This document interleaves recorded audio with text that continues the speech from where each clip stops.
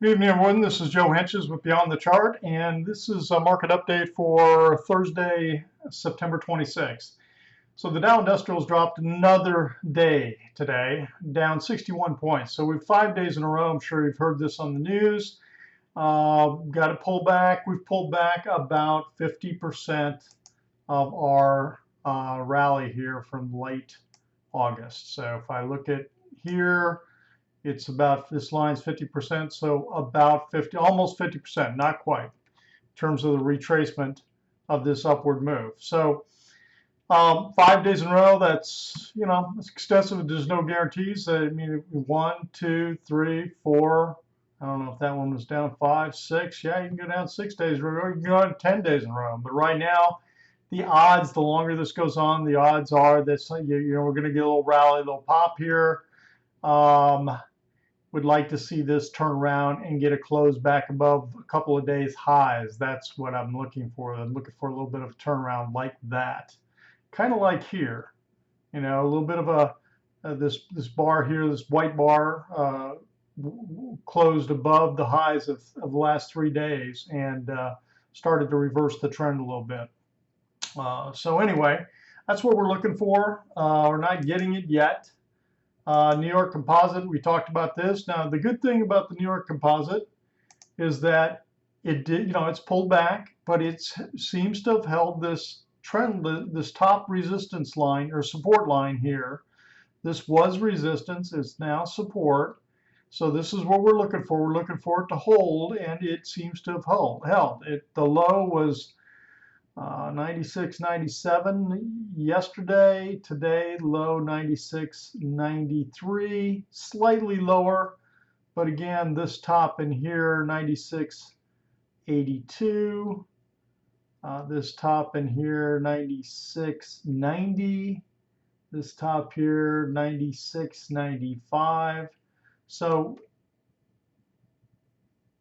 we're right in here. We're right holding at this line. So that's the good sign. So what we need to see is this thing to resume and continue moving higher. So S&P 500, basically the same thing. Got the same kind of pullback. I mean, we've still got the trends upwards.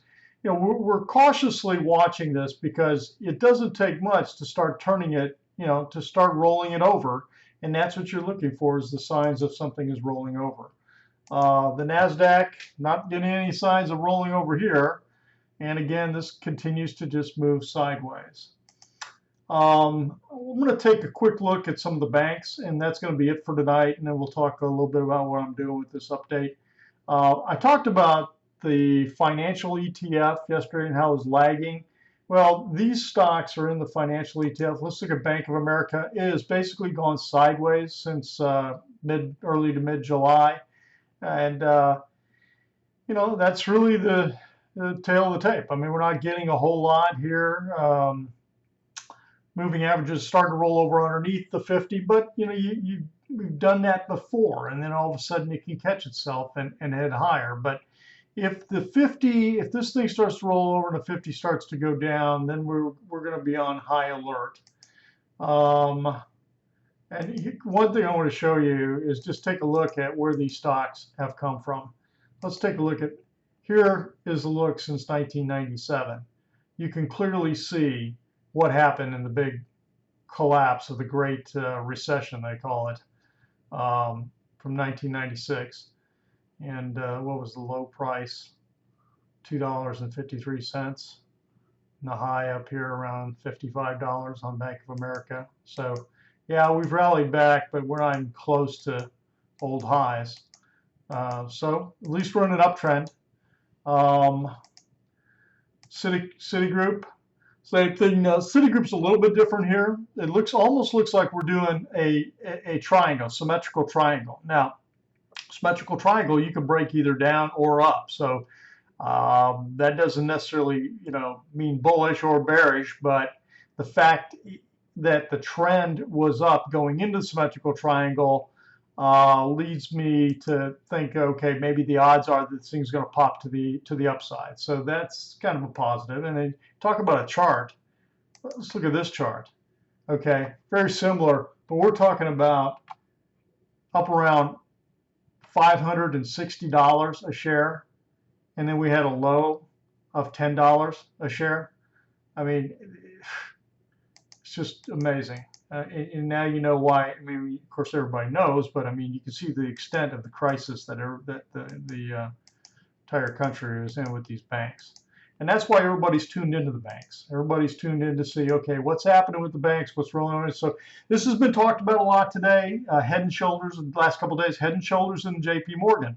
People are alert to this. They're like, okay, is this topping out? What does this mean? Now, get a little wary about it, especially when a lot of people are paying attention to it. A lot of times that means it's going to be a fake out. But you've got the 20 underneath the 50 here. The 50 starting to roll down a little bit. So it's starting to roll over. Now, if we get a close back above the high here or here, then that means it's a failed head and shoulder. The shoulder's failed, and this thing is going to probably move higher. So that's what you're watching for. And look at this big bullish day today. Okay, so everybody's bearish, everybody's nervous, everybody's scared. And then the low yesterday was 50.3. It opened at 50.22 below the low yesterday, went a little bit lower, and then the buying came in. And we had an extremely bullish day today. This is what you call, in a candlestick, a bullish encompassing bar, okay? Because it's basically enveloped the entire trading of yesterday. Not only the body of yesterday between the open and close, it enveloped the entire trading of yesterday. So it's very bullish looking, okay? Let's take a quick look at Goldman Sachs. Goldman Sachs is actually pushing slightly higher on each push here to the high side.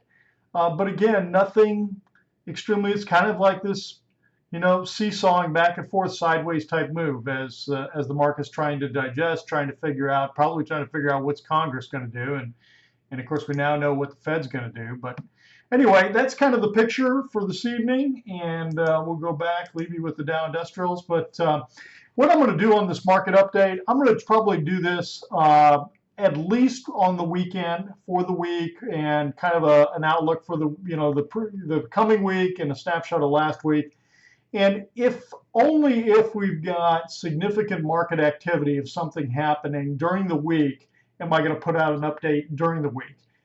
Because sometimes, like right now, we got a little pullback, but we're not getting dramatic moves. We're not getting, I'm going to be looking for something that's changed the perspective, or a key move, or another key point's been made in the market. So that's what I'm going to be doing. And I will be looking to blog still 2 or 3 times in terms of putting stuff out. And I am trying to refocus the website so it's a lot clearer in terms of the focus in my direction with the website. And we'll talk about that more here as we go forward. So anyway, I appreciate you visiting, and hope you have a great day tomorrow. And this has been Joe Henches for Beyond the Chart.